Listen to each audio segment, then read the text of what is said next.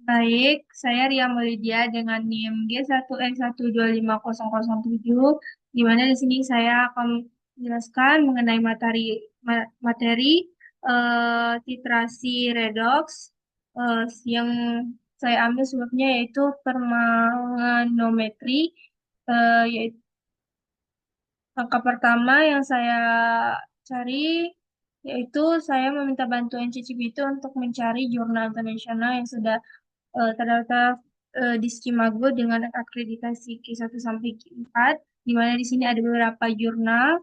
eh, tapi di sini saya mengambil jurnal yang keempat, yaitu jurnal jurnal tri, eh, jurnal Trimetric Essays of Salbutamol Sulfate using Pemashanet. Mana di sini sudah eh, terindeksi Q4. Nah, tetapi saya sudah translate ke bahasa Indonesia menjadi jurnal uji trimetri salbutamol sulfat menggunakan permanganat.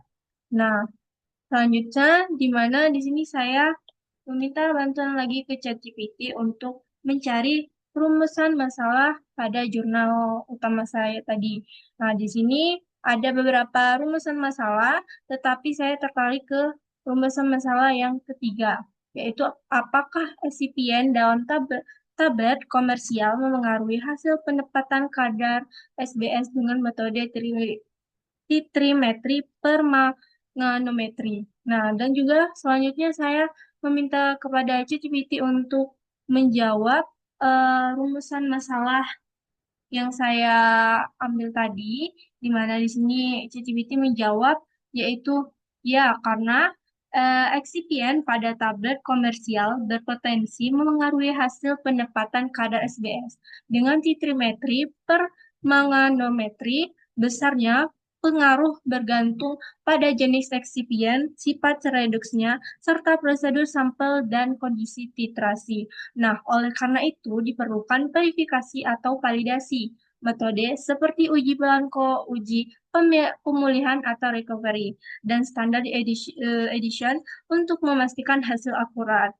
Nah, dan juga di selanjutnya eh, saya meminta eh, saya mencari jawaban rumusan masalah tadi di jurnal utama saya, di mana di sini menjawab yaitu validasi metode menghasilkan yang baik yang mencakup presisi RSD 3,15% untuk presisi intra dan interhari, akurasi kesalahan relatif 3,12%. Nah, jadi ditemukan juga bahwa aditif yang hadir dalam tablet komersial tidak mengganggu pengujian dan hasilnya sebanding dengan metode yang ada.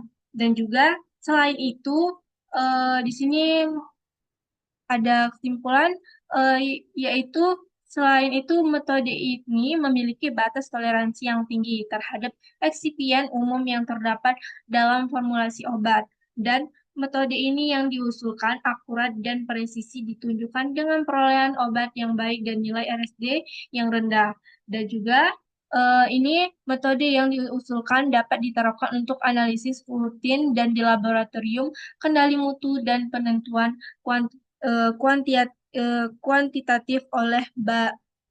kuantitatif obat, baik dalam bentuk murni maupun sediaan.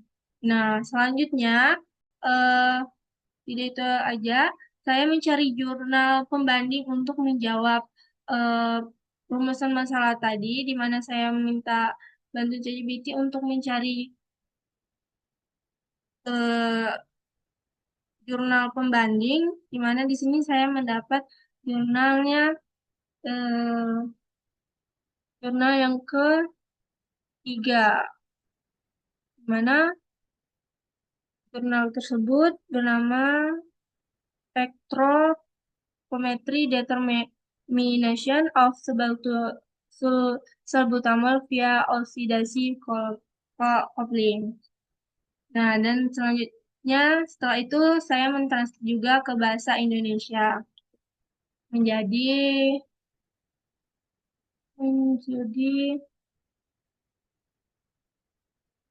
menjadi aspek tiga dimensi eksipien formulasi dalam obat penemuan.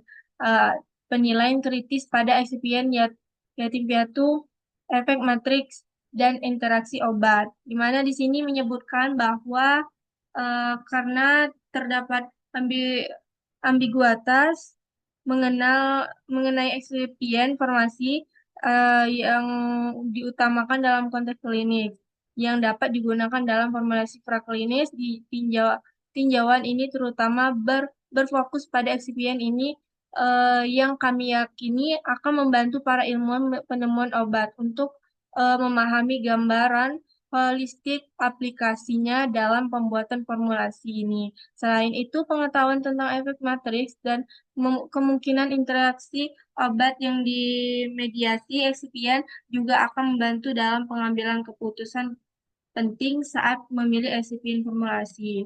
Nah, jadi kesimpulannya itu eh, kesimpulannya itu yaitu materi ini memiliki batas toleransi yang tinggi terhadap eksipien umum yang terdapat dalam formulasi obat. Jadi bisa ditunjukkan bahwa dalam komersial tidak mengganggu pengujian dan hasilnya sebanding dengan metode yang ada.